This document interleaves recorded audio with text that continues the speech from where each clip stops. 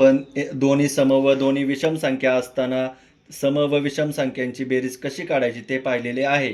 वरील उदाहरणात एक सम व एक विषम संख्या दिलेली आहे. त्यांची बेरीज कशी काढायची ते आपण पाहू. ज्यावेळेस एक सम व विषम संख्या असते त्यावेळेस दिलेल्या संख्या दोन्ही ह्या सारख्याच असतात, म्हणजे समसंख्या 16 व विषम संख्या 16 येतात. त्यामुळे येथे सरासरी ही 1 येणार नाही. सुरुवातीला आपण जर पाहिलं तर प्रत्येकाची सरासरी गुणुले संख्या जर काढली तर आपल्याला एक लक्षात येते की येथे सरासरी 1ने कमी व जास्त आहे. जी संख्या शेवटची संख्या सम असेल तर समसंख्येची सरासरी जास्त येते, विषम संख्या असती तर विषम संख्येची सरासरी जास्त असते.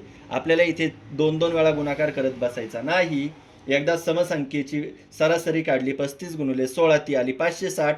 ह्या 560 मधनं 16 वजा केले तर आपल्याला विषम संख्यांची बेरीज भेटते आणि या दोघांची बेरीज केली तर आपल्याला नैसर्गिक संख्यांची बेरीज भेटते.